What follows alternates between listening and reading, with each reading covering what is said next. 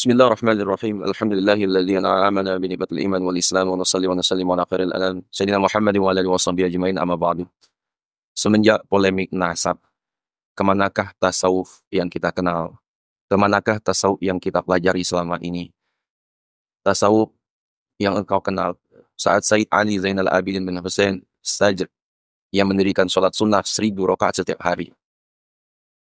Suatu hari, beliau datang ke Ka'bah untuk melakukan ibadah sebagaimana biasa. Beberapa saat, datang seseorang yang benci Ahlul Bait dan mulai mencaci beliau dengan kalimat yang tidak layak diucapkan. Lebih-lebih diarahkan kepada Ahlul Bait. Semua orang di sekitar beliau marah. Namun, Sayyid Ali tetap menahan dan sabar. Saat orang tersebut selesai mencaci, Sayyid Ali berkata, "Wahai saudaraku, apa yang kamu sebut mulai dari fasik hingga munafik, memang betul ada di diriku. Dan masih banyak yang tidak kamu tahu." Sayyid Ali melanjutkan, "Saudaraku, apakah ada sesuatu yang kamu inginkan sebagai tanda terima kasihku atas nasihatmu?" Melihat akhlak Ahlul Bait ini, orang tersebut menetes air mata dan berkata, "Aku bersaksi bahwa Anda adalah keturunan Rasulullah SAW. Maafkan aku. Ada salah seorang yang membayarku 1000 dinar untuk mencacimu, agar Anda membalas cacianku." Sayyid Ali tersenyum. "Cuma ini yang kamu inginkan? Seandainya kamu memberitahu kami, maka akan kami berikan 1000 dinar tersebut tanpa harus kamu mencaci dan melakukan hal ini." Nah, kemudian Sayyid Ali memberikan uang 1000 dinar dan beranjak pergi seperti tidak ada yang terjadi. Azabiku semua, tasawuf yang kita kenal saat Hasan al-Basri digosipkan banyak orang, bukannya marah, beliau justru membeli banyak sekali makanan dan mengantarkannya langsung kepada orang yang menggosip beliau. Dengan senyuman yang penuh dengan ketulusan, beliau berkata kepada orang-orang tersebut, "Terima kasih banyak. Anda telah memberikan pahala kepada saya tanpa saya harus bersusah payah. Terima ini makanan sebagai tanda terima kasih." Tasawuf yang selama ini kita kenal saat Fakhrul Wujud, Syekh Abu Bakar bin Salim yang rela berjalan kaki dari rumahnya menuju setiap masjid yang ada di kota Tarim untuk mengisi air, untuk orang berwudu, dan kembali pulang sebelum orang melihat apa yang ia kerjakan. Begitu juga saat Syekh Abu Bakar bin Salim membagikan ribuan roti gandum setiap hari untuk fakir miskin, dan tidak pernah menolak jika ada orang ingin ikut, serta meski dengan segenggam tepung.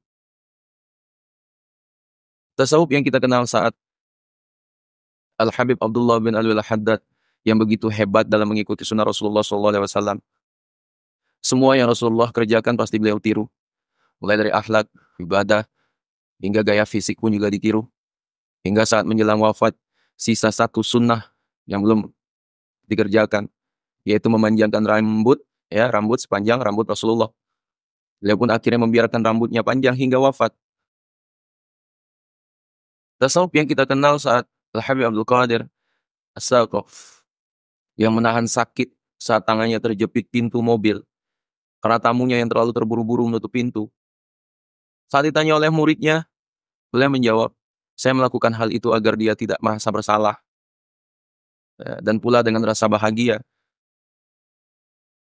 Kemana tasawuf yang kita kenal saat Al-Habib Abdul Qadir diberikan uang yang jika dirupiahkan mencapai lebih dari 1 miliar. Namun beliau enggan menerimanya. Saat dipaksa oleh sang empunya, akhirnya beliau terima dengan syarat beliau akan bagikan uang itu pada orang yang membutuhkan. Saat itu, beliau memanggil Habib Ali Al-Jufri yang masih muda untuk menemani beliau membagikan uang.